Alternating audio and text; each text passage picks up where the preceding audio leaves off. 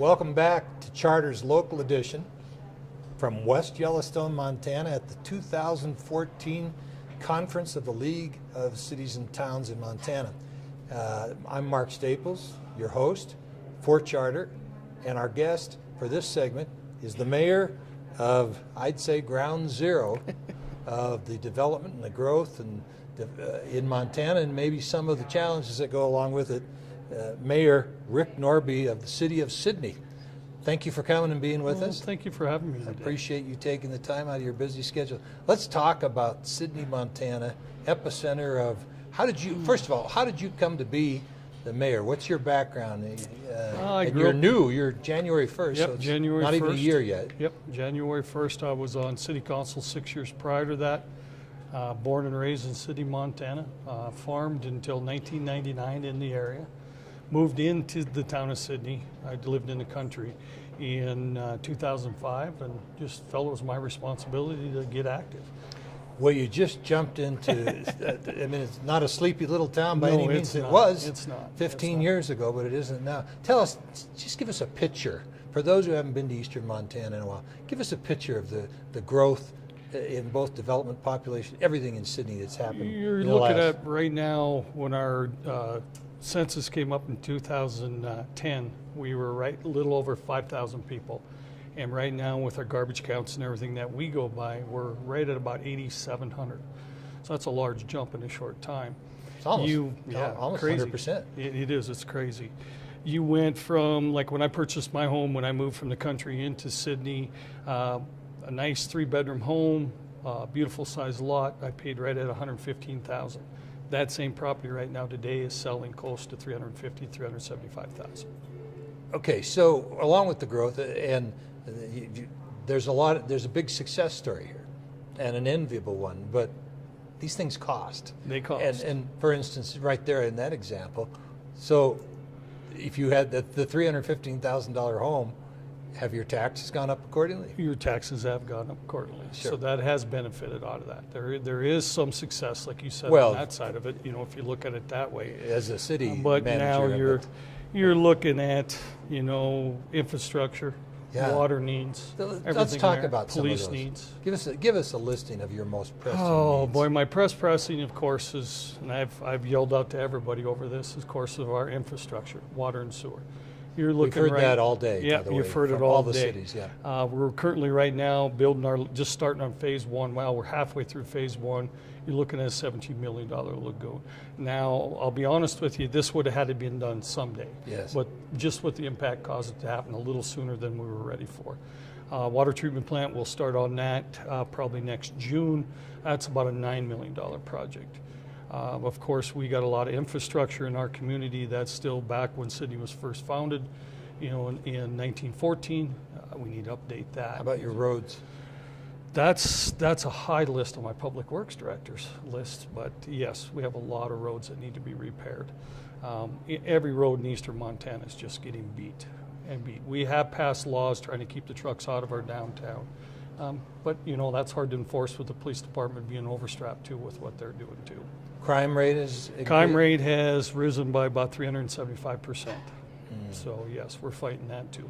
So sources of revenue to satisfy these needs? Well, we have put an impact charge in. Of course, when you come in to build, we do have an impact charge. The end that of course, we've raised rates. We just had a 200% sewer increase. The problem you face with that, you have long-term citizens that would have took their last breath in Sidney, Montana, that have moved out and moved to Billings, Miles City, places like this. Because they can't afford to live in Sidney. They cannot afford to live in Sidney. Has that created a dislocation? Yes. In terms of the identity of the community? Yes, it's starting to change. It is. And my fight, and it will be until I'm done being mayor, is to try to keep that small town atmosphere there. That's my goal. And of course, you can still be 10,000 people and have a small town atmosphere. Oh yeah. That is my goal. Most places in America. My biggest struggle, you can always, of course, go raise rates on water and sewer and all this stuff. You can do that, but where I have issues right now, trying to find help is with my law enforcement. That's where we struggle. Hiring? No, hiring, that is another issue.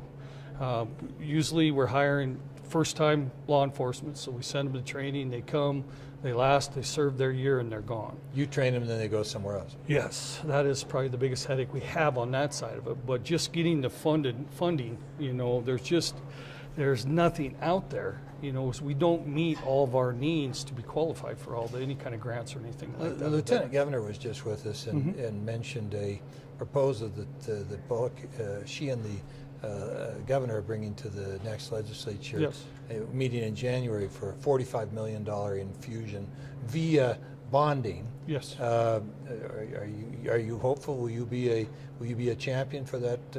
Oh yeah, I'll take anything we can get. I mean, if that's the route that everybody chooses to go with bonding, I don't have an issue with that at all. You know, you always come back to a source. I mean, you can throw everything you want at it. We need to find some source revenue in there. And I know one thing I'd really like to see push is some kind of local option tax, kind of like the resort tax. Well, I understand there will be a bill. Right now there's limits on the size of communities that can put a local option tax on their ballot. Yes. And the initiative of the legislature would to take that up to encompass almost all communities. Yes. And it still be by the vote of the people. Yes. Well, tell me, I mean, you've been on the job for a year. You jumped into the lion's den here. What's your vision of Sidney, Montana in 10 years? If you're the master of the universe, well, you're you know, king. I guess how's it turn out? What's it look like? I guess I'd like to see everything that I've already started be done, such as our lagoon project, our infrastructure being in place. But I'd also like to see single-family homes, more of that. We're seeing a lot of apartments being built, and just that. Years ago when I visited, I was impressed by the beautiful old neighborhoods in Sydney and the old homes, sort of like a lot of communities in Montana. Yes. That's your vision? Yes, that is my vision. Is that community still exist? Yes, it does. It does. It's still there. There's it's still there. Multi-generation There folks is, like you and there? you know, that's what I'm trying to stop to make sure that doesn't move out of Sidney. We want to keep that there. Well, listen, I appreciate you coming by. Charter is grateful that you could take the time. I know you're here at a conference, your board meetings and all kinds of things, so we're glad you could sit with us for a second. You don't have to worry about that. I like to talk a lot. Oh, so. good. Well, we enjoyed talking to you. And again, thank you so much. You bet. It's an Good honor. luck to you. Good luck to Sidney.